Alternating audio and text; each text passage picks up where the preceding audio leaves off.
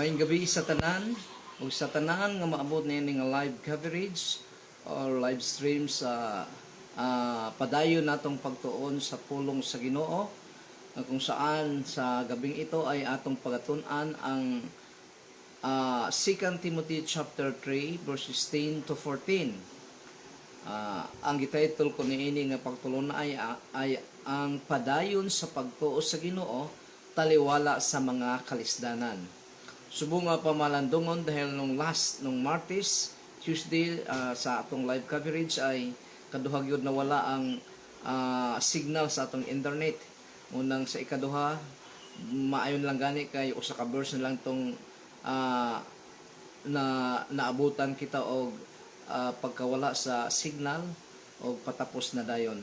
So karong gabi na ang atong padayon nga pagtuon sa pulong sa Ginoo sa sulat ni Apostol Pablo ngadto kang Timoteo. Og ang title ini ay padayon sa pagtuo sa Ginoo taliwala sa mga kalisdanan. Padayon sa pagtuo sa Ginoo taliwala sa mga kalisdanan sa 2 Timothy chapter 3 verses 10 to 14. Bago tayo magpatuloy sa atong pagtuon sa pulong sa Ginoo, tayo po muna ay mananalangin. Aming Amahan, sa pangalan ni Jesus, salamat kay Ginoo nining gabi na, O Lord. Pagsimba sa iyo, Ginoo, Lord God, pinaagi sa pagtuon sa imong pulong.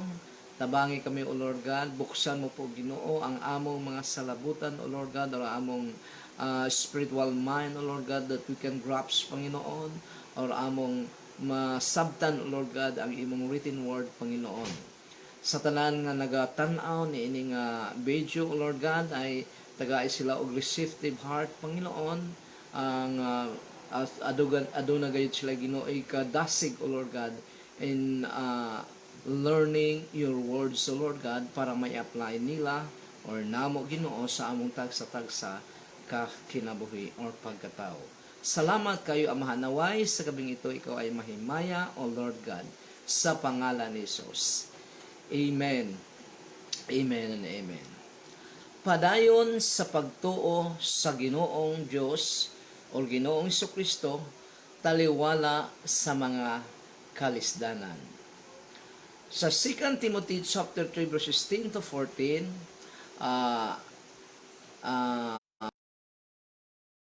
sa atong Ginoong Diyos through Timothy ang mga kalisdanan nga nahiagian ni Apostol Paul o nasinati ni Apostol Paul, pero sa kabila ni ini siya ay patuloy sa pag kinabuhing tunay o totoong Kristohanon nga makahimaya sa ating Panginoong Diyos. Pastor Bemboy Kabog ay nananaw karon. Maayong gabi, Pastor. May the Lord bless you, Lord Pastor, sa iyong saksi sa atong pag-aaral sa gabing ito. Pagkahuman og deklara sa Ginoo through Apostle Paul sa mga batasan sa majority nga mga tao sa mga adlaw nga hapit na mobalik ang Ginoong Hesus, gisunodayon niya ang mga kalisdanan nga nasinatian or masinatian sa mga faithful nga mga Kristohanon. So, mangnuan kung unsa ang angayng buhaton sa iyang ministry pinaagi sa pagsundog o sa ministry sa buluhaton sa Ginoo pinaagi sa pagsundog sa iyang kinabuhi o binuhatan. Dinhi makita nato sa 1 Corinthians chapter 11 verse 1, matud pa ni Apostle Paul sa mga Kristohanon sa Corinto, follow my example as I follow the example of Christ. Sundin niyo ako habang sinusunod ko ang example sa akong Ginoo. Dinhi sa 2 Timothy chapter 3 verse 10, makita nato din nga si Apostle Paul gi-remind niya si Timothy about his personal life and works. Dahil kasama-kasama ni matagal na panahon na nakasama niya si Timothy, iya kining pinalalahanan o gi-remind sa kanyang buhay samtang kini ay nakakita o nakita niya 16, apan ikaw Timoteo, nahibaluan mo ang akong mga pagtulunan, ang akong pamatasan o ang akong tumong sa kinabuhi. Naobserbahan mo usab ang akong pagtuo sa Dios, ang akong pagpailog o paghigugma sa mga tao, ug kung giunsa ko pag-antos ang mga kalisdanan. Matod pa ni Apostol Paul kay Timothy, his son in faith, nga paano daw niya giantos ang mga kalisdanan nga iyang nasinati. Matod ko pa kanina, kauban ni Apostol Paul si Timothy sa missionary journey nila sa dugay-dugay nga panahon. Busa nahibaw ang gayud ni Timothy bisan ang personal nga kinabuhi ni Apostol Paul. So ang pangutana, unsa ba ang pamatasan ni Apostol Paul nga gihulagway sa written word of God? Unsa ba ang pamatasan ni Apostol Paul nga gihulagway sa written word of God? Unang-una makita nato ang pagka-strict ni Apostol Paul. Stricto si Apostol Paul kung teaching na ang pag-usapan. Kung pagtulunan na sa atong Ginoong Kristo ang pag-usapan, napakahigpit ni Apostol Paul. Gani, matod pa niya sa Galatians chapter 1 verse 9, ito po ang sinasabi ni Apostol Paul. As we have said before, matod pa niya sa mga Kristohanon or Christians sa Galatia, so I see again now, if any man is preaching to you a gospel contrary to what you receive, he is to be accursed. So kinsa man daw ang magtudlo sa maayong balita or sa pulong sa Ginoo kontrary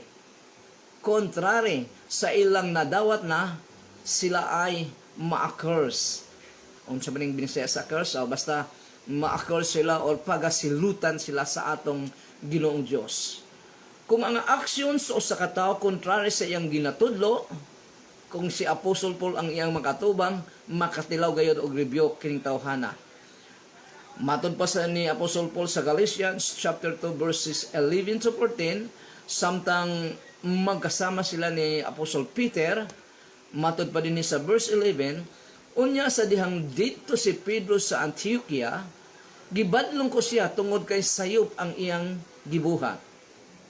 Mao kini ang nahitabo sa dihang wala pa moabot ang mga tao ni Santiago or ni James, nagakaon si Pedro kauban sa mga dili Hudiyo nga mga Kristohanon or tumutuo.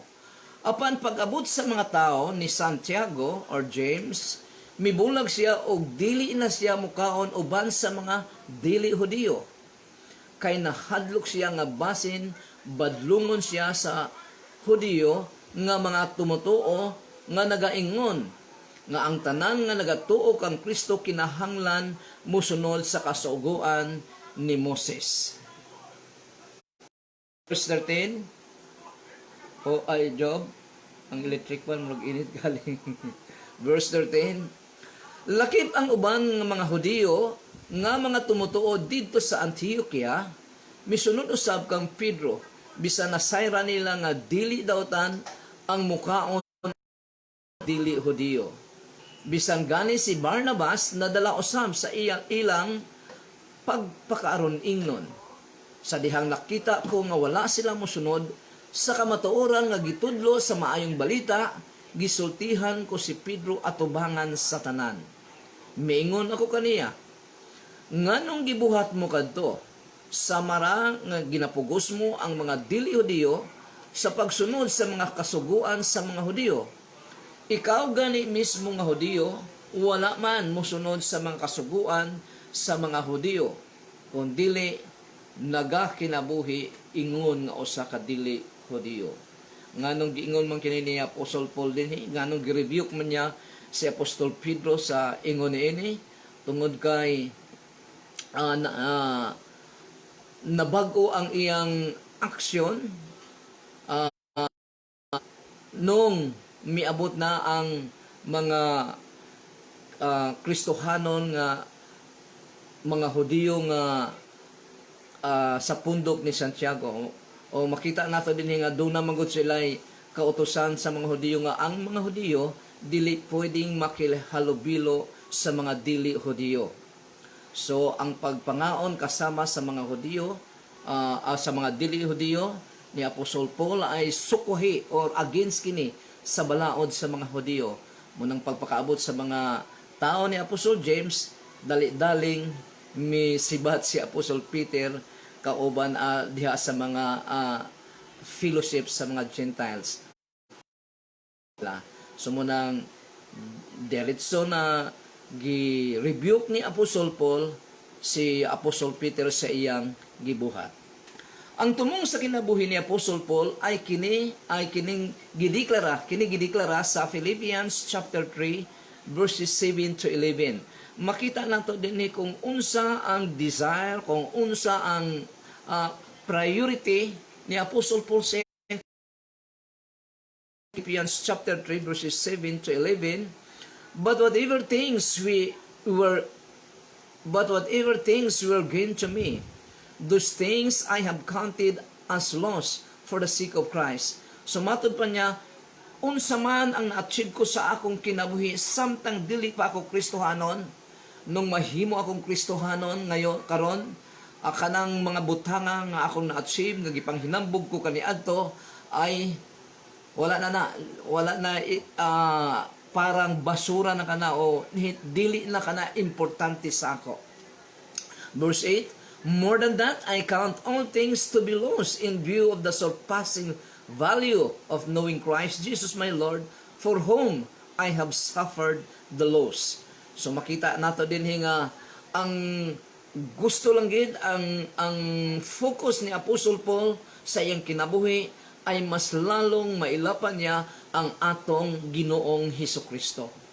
Munang hinungdan nga more sa maraming mga Bible scholar nga nagingon nga si Apostol Paul ay nanatiling walang asawa dahil matod pa niya sa 1 Corinthians chapter 7 kung mag-asawa kung ang usa ka tawo daw dunay asawa ay mahati ang iyang devotion niya ngadto sa atong Ginoong Dios o devotion sa niya nga malipay ang iyang asawa sa iyang kinabuhi. So murag mahati gyud. Mao ka nang hinungdan nga si Apostol Paul matod pa sa mga most Bible scholar wala mag-asawa para focus gid siya diha sa atong Ginoong Hesukristo. Mayong pagpananaw ni akong igsuon si Maria is watching us or watching me sa lapasan, Pastor Toto Sagario, mayong gabi sa Pastor Toto Sagario.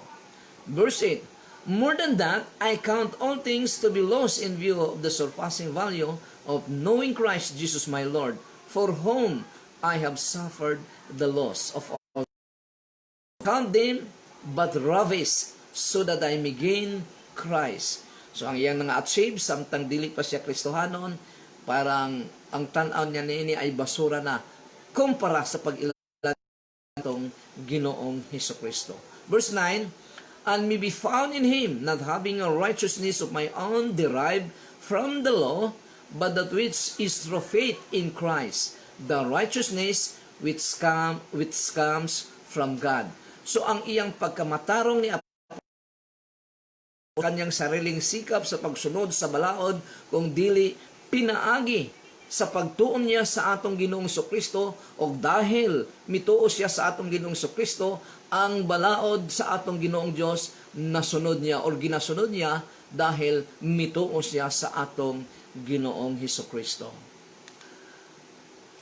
Verse 10, that I may gain and that I may know Him and the power of His resurrection and the fellowship of His sufferings, being conformed to His death, in order that I may attain to the resurrection from the dead. Ang tumong sa kinabuhi ni Apostol Paul, balikon ko, ay lalo pang mailhan ang Ginoong Hesus para mahimong kagaya siya. Gibuhat ganyang example ang atong Ginoong Hesukristo, yung sinabi ko kanina, matod pa ni Apostol Paul sa mga Kristohanon sa iyang kapanahonan, follow me as I follow the Lord Jesus Christ. Mao kanang mideklara si Apostol Paul sa Philippians chapter 1 verse 21. Mao kini ang iyang gideklara sa mga Kristohanon sa Filipos. For to me to live is Christ, and to die is gain. Sa ganang akin or para sa ako, Kung kung buhi pa man ako, ang kinabuhi ko ay para sa akong Ginoong Kristo. Kung ako ay mamatay na, kuhaon na sa atong Ginoong Diyos, pakinabang yan dahil makasama ko na ang akong Master, ang akong Ginoong Kristo. For to me to live is Christ, and to die is gain. Sa 2 Timothy chapter 3 verse 11, makita nato din ang proteksyon sa Ginoo, taliwala sa mga kalisdanan gumikan sa mga kaaway sa Kristohanong pagtulunan. Daghang supak ng mga tao sa Kristohanong pagtulunan. Gikan pa sa atong Ginoong Kristo hangtod karon sa atong kapanahonan. Muna nga matud pa ni Apostol Paul, nasayran mo ang akong mga pag-antos, Timothy. Sa dihang dito ako sa Antioquia, sa Iconium o sa Lystra, o kung giunsa ko pag-antos ang mga paglutos, apan giluwas ako sa Ginoo gikan ni adtong tanan. Paul si Timothy kung paano niya nasinatian ang mga pag-antos. Pero matud pa niya, giluwas niya sa atong Ginoong Diyos. Ang pag-antos sa Ginoong Hesus o ang pag-antos sa Ginoong Hesus ni Apostol Paul o guban pang mga apostles, sa ordinaryong mga Kristohanon kini gumikan sa mga kontra sa pagtulunan sa Ginoong Hesus nga ginatudlo nila. Wala sila mag-antos tungod kay bunga kini sa ilang binuhatan nga dili maayo. Si Jesus Christ, makita nato nga wala daw siya kasalanan, matud pa ni Apostol Peter, maayong tao gid si Jesus Christ, ang iyang gipamuhat puro maayo gid, puro matarong, pero sa kabila niini patay gyapon siya sa crime nga parang public enemy number 1. Ang mga apostoles mao gid gyapon ang 12 ka apostoles or 11 ka apostoles, mao gid gyapon ang ilang gikapakamatyang gid nila ang pagtulunan sa atong Ginoong Hesukristo or sa devotion nila sa atong Ginoong Hesukristo. Nagpakamatay gid sila. Gihatag gid nila ang ilang total devotion ngadto sa ilang gialagaran. Mao kana nga kung mutudlo usab kita ngadto sa mga tawo nga wala pay relasyon sa Ginoo, daghan gayud ang mukontra kanato. Daghan gyud ang mukontra kanato. Dili lang kay BI-ayon kita, usahay, pasakitan pa kita. Pasakitan pa kita. Nasubukan ko na yan noong andun pa ako sa Maynila, isang beses.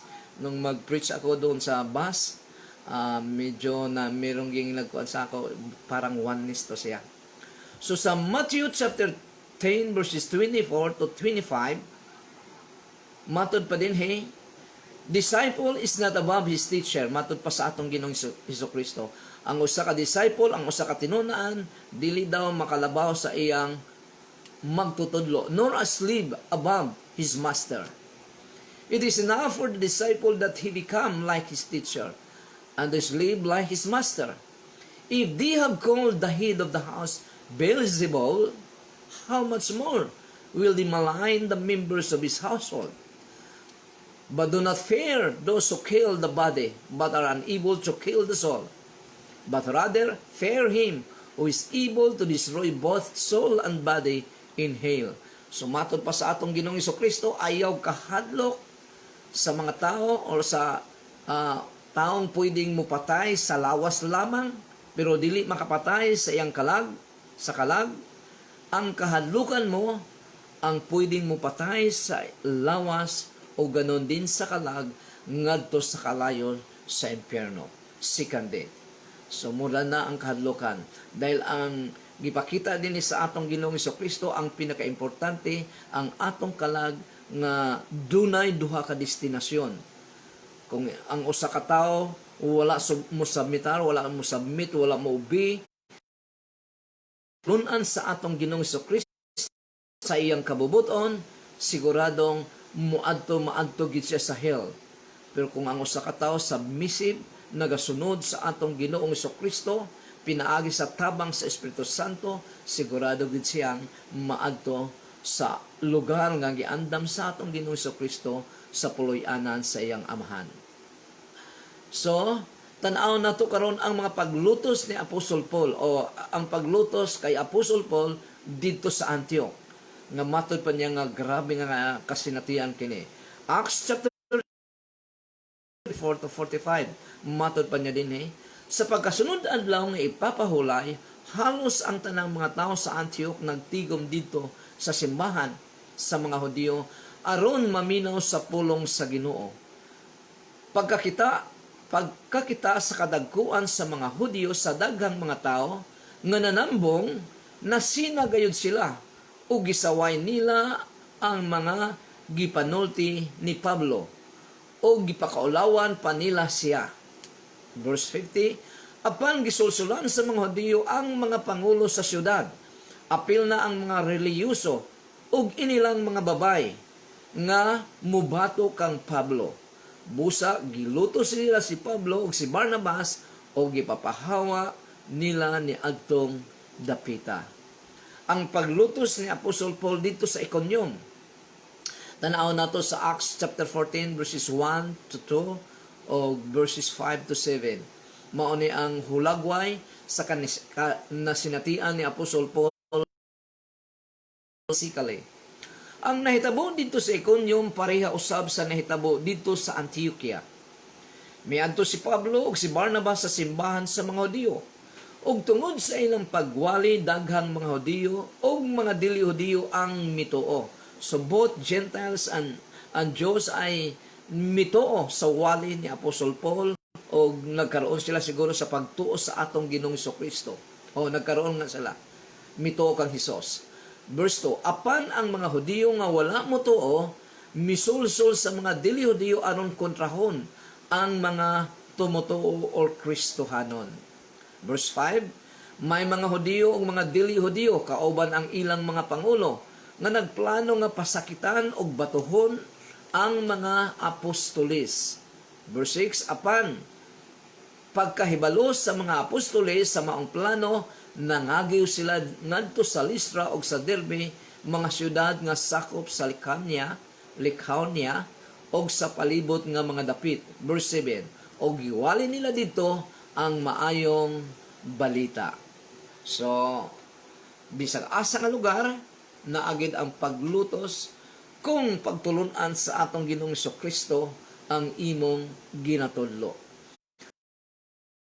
Apostol Paul o sa iyang mga kauban sa Listra, Acts chapter 14 verse 8, 13 to 20.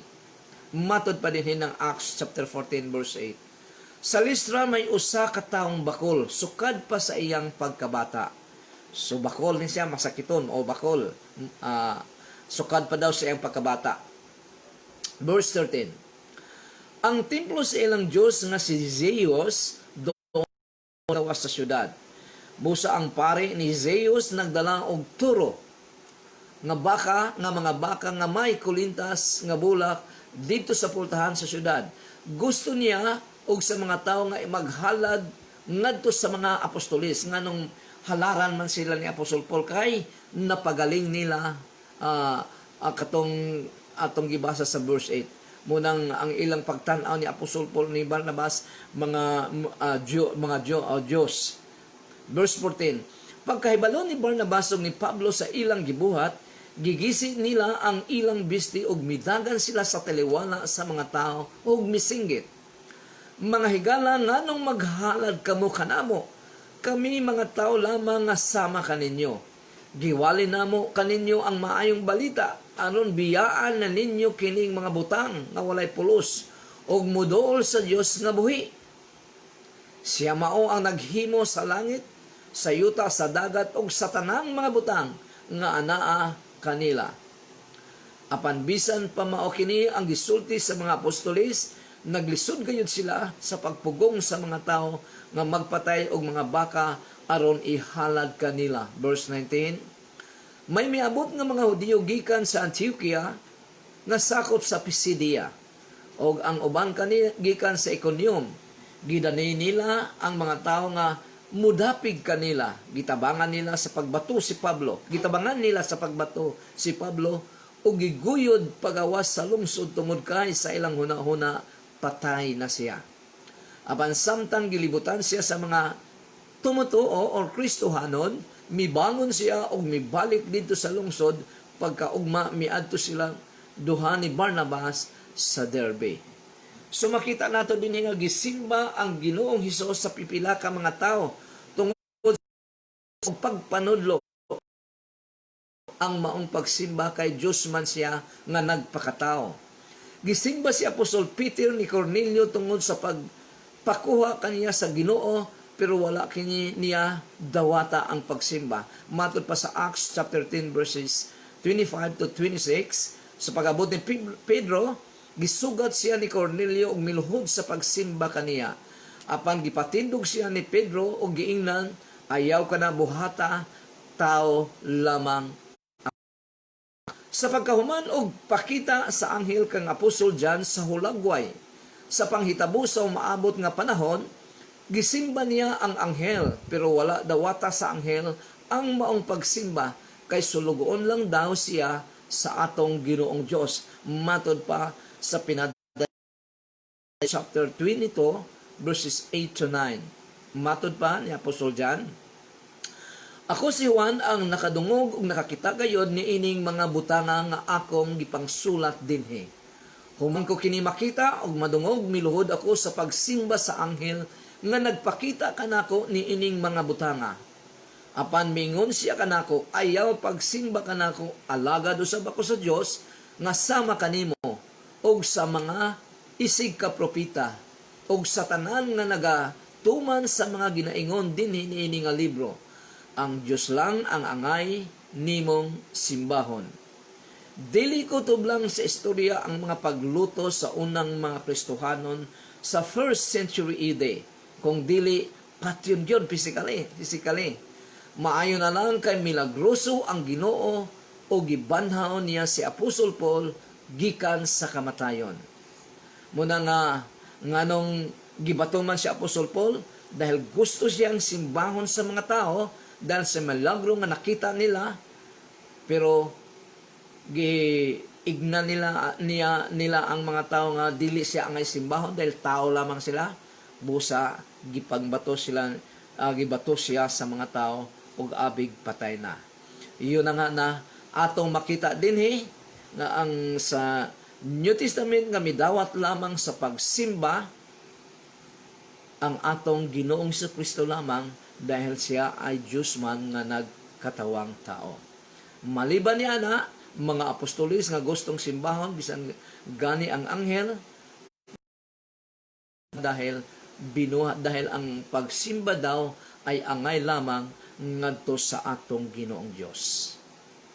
Sa 2 Timothy chapter 3 verse 12, promise of man-made troubles.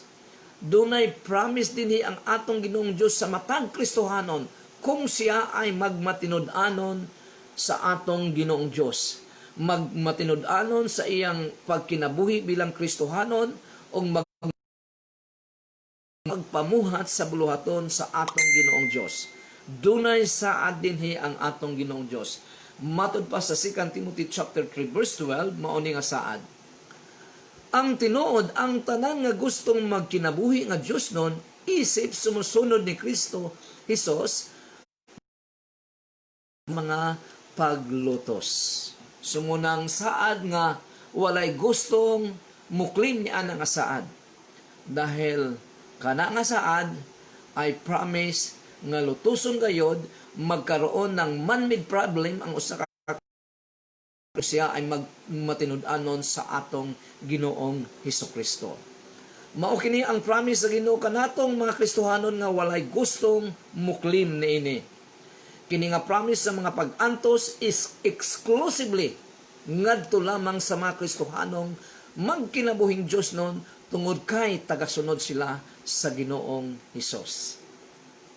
Matod pa ni Apostol Peter sa 1 Peter chapter 2 verses 18 to 21, mao ning giingon ni Apostol Peter, kamo nga mga ulipon, tumanan ninyo ang inyong mga agalon nga may kahadlok sa Dios. So dinhi ipakita ni Apostol Peter nga ang pagtuman sa employee ngadto sa iyang employer ay gumikan kay may kahadlok siya sa atong Ginoong Dios. Para ang atong Ginoong Dios ay mahatagan og himaya tungod sa iyang pagkabuutan dahil siya ay Kristohanon. Padayon nga miingon si Apostol Peter, dili lang ang buutan nga agalon kung dili hasta usab ang mangilad og batasan. So kini ang grabe.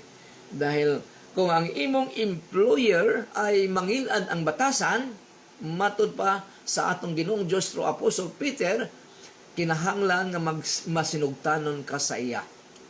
Verse 19, kay panalanginan kamo sa Dios kung maantos ninyo ang mga kasakit, bisan og wala kamoy sayop nga nahimo, tungod og alang sa inyong pagtuman sa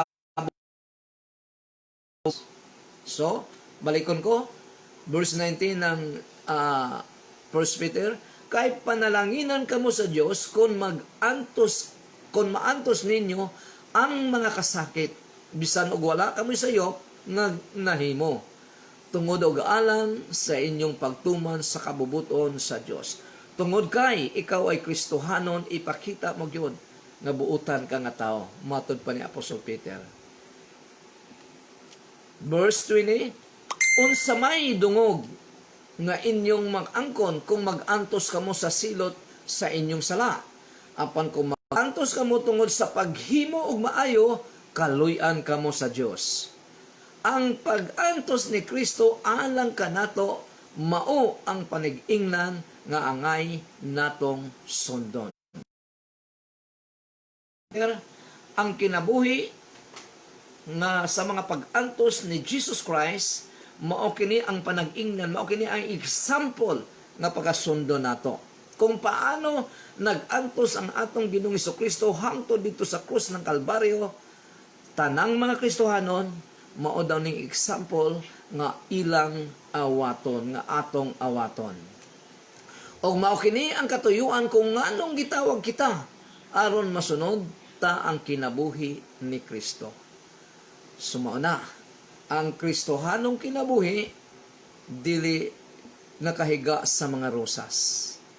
Gani, matod pa sa atong Ginoong Jesucristo, if you want to follow me or if you want to be my take up your cross and follow me. Matod pa ni Apostol Peter nga ang pag-antos ni Kristo alang kanatong mga Kristohanon.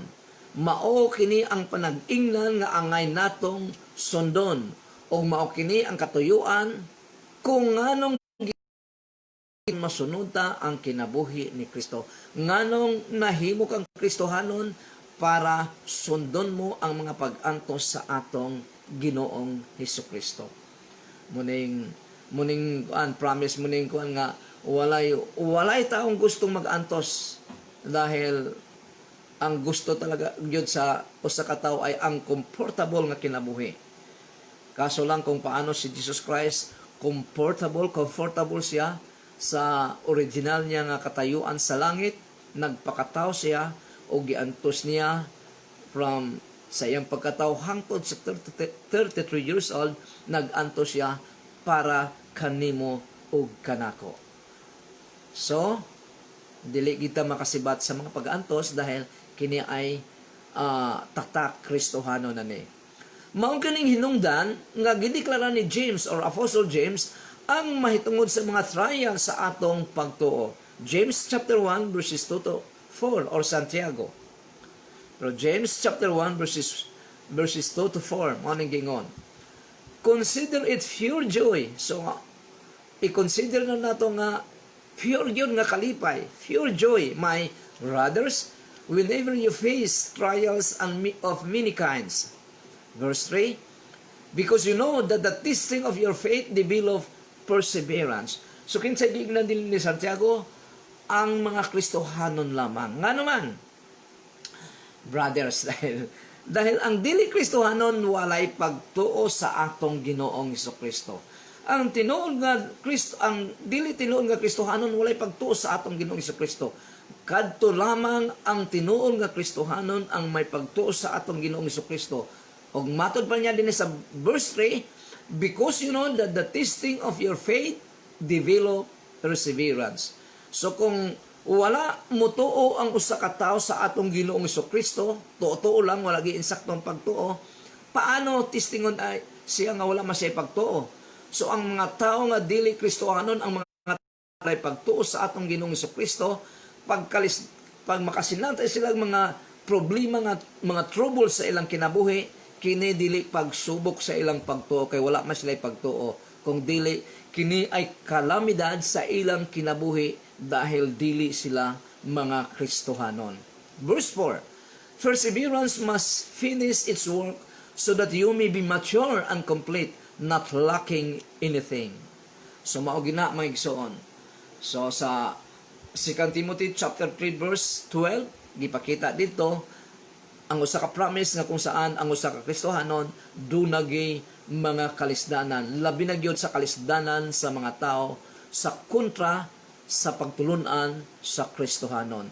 Man-made nga mga troubles, man-made nga mga kalisdanan nga ihatag sa mga kaaway sa Kristyanismong pagtulunan ngadto sa mga tinuod nga Kristohanon.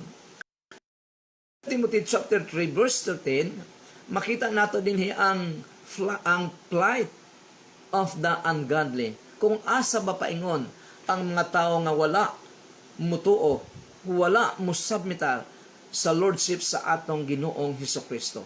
Matud ba sa verse 10, but evil men and impostors will proceed from bad to worse, deceiving and being deceived. Ang mga iyawan ong mga tao, ang mga mangingilad, ay papunta sa grabe nga pagkadautan. Sila ay mang-deceive sa mga tao. Apil na niini ang mga Kristohanon, ug sila usab ay ma-deceive. Deceiving and being deceived. Daghan ang atong makita niini sa atong kapanahunan karon. Sa business, politics, and even in religion, nagapangilad sila, pero sila usab nagakailad. Even sa ilang kaugalingong pagtuo. Nga ang ilang pagpangilad nga pagtuo ilan na kining gituuhan nga muning tinuod yun. So, sa 2 Timothy chapter 3 verse 14, dinhi na kita magtapos, makita nato dinhi ang padayon, mga Kristohanon, padayon sa inyong pagtuo, because you know that the source of your teaching is from the Lord Jesus Christ, nga magahatag ka nato o nadawat na nato, padayon nga magahatag sa ato sa kinabuhing walay katapusan. Apan ikaw Timoteo, matod pa sa verse 14, padayon gayud sa mga kamatuoran nga imong natun-an o gituohan. Dahil natun-an niya, gituohan niya. Tungod kay nailhan mo man kung kinsa ang mga nagtudlo niini kanimo. Apostle Paul encourages Timothy sa pagpadayon kay nahibalaan daw niya kung asa nagikan ang iyang pagtulunan, ang iyang natun-an. Munang importante kayo sa usa ka Kristohanon nga ang atong pagtuo ay dili buta, dili blind faith. Know what you believe. Know what you believe. Kung sabi sabihin saya, ilha or ana na lang. Ilha kung kinsa ang imong gituohan. O tan-awa gayud kung insakto ba ang imong gituohan. Know what you believe. Gisugo sa Ginoo nga tun-an gayud nato ang iyang written word or pagtulunan para ang atong pagtuo sa iya dili buta nga pagtuo. Kung dili kini nga pagtuo ay do nagay fruit dahil naa sa iyang written word. Gani gihulagway pa sa Ginoong Hesus ang iyang pagtulunan nga pagkaon sa atong espirituhanong lawas. Matod pa sa atong Ginoong Hesukristo sa kanyang audience 2,000 years ago o karon hanggang karon ay kini ang gipatunayan na sinatian nato matapos nato magkaroon ng relasyon, buhi nga relasyon sa atong Ginoong Hesukristo. Matod pa sa Matthew chapter 4 verse 4, muning giingon sa atong Ginoong Kristo, ang tao mabuhi dili sa panlamang kung dili sa matag pulong usab nga gisulti sa Dios. So, ang atong physical nga lawas nagkinahanglan og rice. Sudan, napay merenda para mabuhi.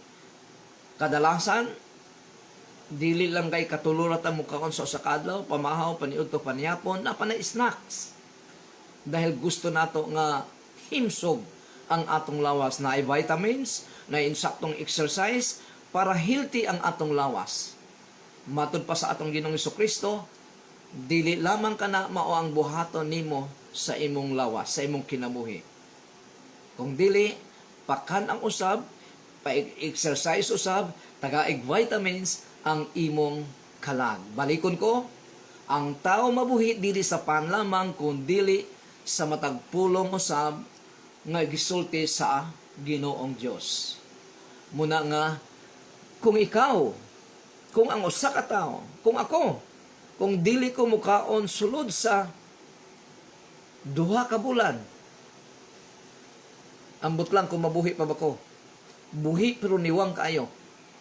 Kay gani ang usa ka tawo nga nag-fasting og 15 days, luspad naman, niwang naman. Unsa pa ka kung 2 ka bulan, patay gid siguro. Mao na nga kung sa atong Ginoong Kristo sa matang Kristohanon nga pakanon niya sa written word of God, kung dili kini mukaon og 15 days, maging malnourished ang iyang kalag dahil wala niya pakana sa pulong sa Ginoo. Muna nga kinahanglan gyud sa matag Kristohanon nga adlaw-adlaw pagatun-an niya ang iyang natun-an sa pulong sa Ginoo, i-apply din niya sa iyang pagkatao para mo transform kini sa iyang pagkatao. Ngadto sa transformation nga gusto sa atong Ginoong Kristo nga maging kagaya kaniya. Busa, padayon lang gyud kita sa pagtuo sa atong Ginoo. Do na may mga pag-antos tungod kay kita. Padayon lang gyud dahil napakapatsada nga madunggan nato sa pagatubang nato sa atong Ginoong Kristo. Sa kabila ng mga pag-aantos, nagpadayon tayo, naging fitful kita sa iyan, naging mainantuson kita, napakasarap pakinggan ang deklarasyon sa atong Ginoong Kristo nga magaingon, well done, good and faithful servant. Lami kay na pamation sa pagatubang na natuon niya sa atong Ginoong Kristo. Ang pag-antos, kung ikumpara mo sa reward sa atong Ginoong Kristo, sa kahimayaan nga ihatag sa imo sa atong Ginoong Dios sa pag-atubang mo sa iya, kanang pag-antos mawala ka na. Dili makakumpara ang mga maayong butang nga ihatag sa atong Ginoong Dios. Niining kalibutan naman, labi na gyud ang major nga mga reward, major nga mga panalangin nga madawat sa usa ka Kristohanon, dili nining kalibutan na kung dili sa ikaduhang kinabuhi, ang eternal life sa pagpakig-uban nato sa atong Ginoong Kristo. Busa balikon ko igsoon nga nagtan-aw karong gabi-unan ini nga live stream, live halag na ay pag-antos, mopahawa ra gyapon ng mga pag-antosa, padayon og padayon nga matinud-anon sa pagsunod sa atong Ginoong Kristo. Daghang kayong salamat sa tanan nga nananaw. Naway ang atong Ginoong Dios magapanalangin kaninyo. Alas 10 na po. Kagagaling ko lang sa Bible study sa precinct number 7 sa Bulwa noong 7 o'clock kanina. Pero medyo mula gisakit na ang likod. Pero yun na nga, dahil ito ang trabaho natin, pagdating pag-atubang nato sa atong Ginoong Dios, siguradong may reward tayo. Daghang kaayong salamat sa inyong tanan. Mag-ampo ta mga igsoon. Among amahan sa pangalan ni Jesus, salamat Ginoo, Lord God, sa katatapos namong pagtuon sa imong pulong Ginoo. ni ini nga live coverage, O Lord God. Even, Ginoo, sa mga reply na ni ini, O Lord God. Panalangini sila, O Lord God, according to their needs, Panginoon. Bless them, O Lord God, and according to their faithfulness diha sa iyo, O Lord God. Ug padayon namo, Ginoo, pangayo, Ginoo, ang imong proteksyon, O Lord God, sa mga sakit, Ginoo, labi na gyud ang sakit sa COVID-19, O Lord God. Dili kini namo gakakita, Ginoo, pero ikaw ang nakakita na niini, Ginoo. Bisag unsaon namo ingat, O Lord God. Amping, Ginoo, sa among kaugalingon nga dili mataptan ni ana nga sakit, Ginoo. Ay taphaw lamang, Ginoo. Ikaw gayud, Ginoo, ang pinaka the best, O Lord God, nga maghatag sa imong proteksyon ngari kanamo. Busa amahan, sa pangalan ni Jesus, tabuni kami, Ginoo, sa imong proteksyon, O Lord God. Ngang viruses, Panginoon, sa mga sakit labi na gyud sa COVID-19 nga sakit, O Lord God, dili gayud makapanghilabot sa among physical nga lawas, amahan, dahil sa imong proteksyon, O Lord God, nga gitabon kanamo, Panginoon. Salamat, Ginoo, sa imong proteksyon, O Lord God. Doon na kami confident, O Lord God, sa among kaugalingon dahil ang Diyos nga among ginaalagaran, Ginoo, ay wala nagatanaw kanamo, Ginoo, sa from a distance kung dili nagaatiman gayud kanamo, Ginoo, personally, O Lord God. Og sa tanan, Ginoo, nga naapektuhan sa ilang mga trabaho, Lord God, pinagkakitaan, O Lord God, sinabi mo sa imong pulong, O Lord God, nga you give wisdom to create wealth, Panginoon, ngadto sa imong mga kanakhan. I-guide mo po sila, Ginoo, tagay sila wisdom, O Lord God, nga magkapira sila para pangtustos, O Lord God, sa ilang adlaw-adlaw nga mga panginahanglan, amahan. Salamat kay Ginoo. Panalangini ang matag-usa nga nagatanaw niini according to their needs and according to their faithfulness. May the Lord bless you and keep you. May the Lord make His face shine upon you and be gracious to you. May the Lord lift up His countenance upon you and give you peace. Ug ang tanang mga anak sa Dios magaingon, Amen. Amen and amen. Maayong gabi sa tanan. Sa tanan. Salamat o dalaygon ang Diyos.